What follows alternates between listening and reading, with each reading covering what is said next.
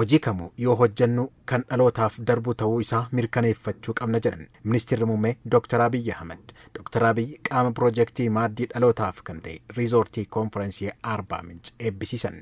Hojiileen misoomaa biyya keessatti hojjetaman bu'aa har'aa qofa gidduu galeessa kan godhatan osoo hin taane dhaloonni maqaa abbootii isaaniitiin boonanii kan dhaalan ta'uu akka qaban hubachiisan. Sinnisara ለትውልድ የሚሸጋገር ስራ መሆኑን ማረጋገጥ ያስፈልጋል። ዮ ኦጀኑ ሆጂ ዳሎታ ቦሩይፊስ ደርቡ ተው ኢሳ አደባፈቹ ቀምና ሆጂ ቀበኒ ገዲሱ ዮከን ቡአ ሐራ ቆፈ ግዱ ገሌፈቴ ተው ሂንቀቡ ሆጂን ሆጀኑ kan dhaloota borii nu galateeffachiisuu fi duudhaa fi aadaa hawaasa naannoo hojichaa jiru kan giddu galeeffate ta'uu qaba.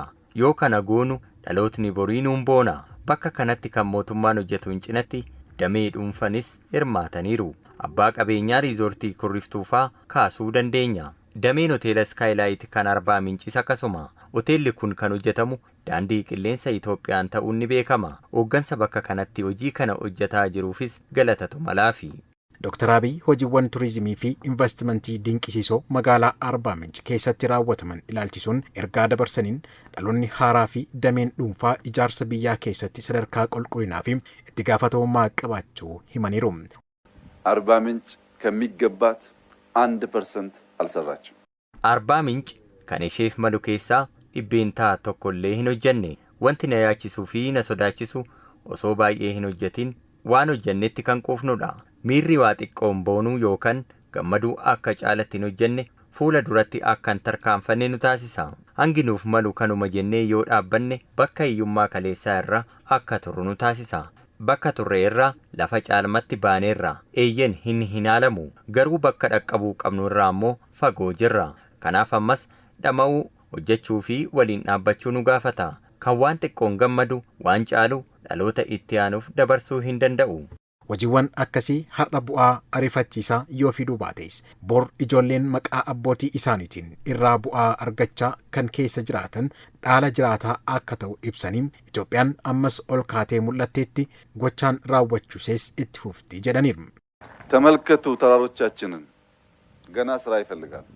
Gaarreen keenya ilaalaa ammas hojii barbaadu. Waan baay'ee nurraa eegamu keessaa tokko keenyee kan gammadnu yoo ta'e guddachuu hin dandeenyu. Itoophiyaan biyya guddattuudha.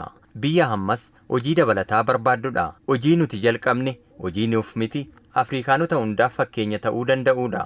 Fakkeenya taane jechuun garuu waan jiru hunda xummurre jechuu miti. Fakkeenyummaa fi xummuraan ga'uu adda baasuun barbaachisaadha. Deemsi keenya haga ammaa hojii itti aanuuf mallattoo fuula duraa keenya malee gara dhumaatti ammallee hin dhiyaanne. Kana hubannee warra waliin dhaabbannu waltumsinu akka taanuufis imaanan isiniin jedha.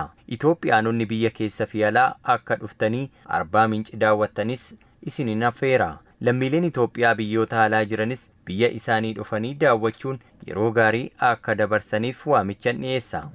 Hojiin asitti hojjetame kun kan carraa hojii uumu kan magaalattii caalatti beeksisudha kan jedhan Dr. Abiy jiraataan magaalaa Arbaa Minch dhimmoota hanna nageenya qulqullinaa fi wal danda'uu irratti garuu waliin hojjechuu qaba jedhan. Keessumaa turistii caalatti akka gara magaalaa Arbaa Minch akka dhufuuf hunduu hanna darbee magaalattiitti mul'atu walumaan irratti qabsaa'uu qabaadhaaman. Inni biraan dhimma nageenyaati. Hunduu qaamolee nageenyaa waliin tumsee akka hojjetuufis imaanaa jedhaniiru.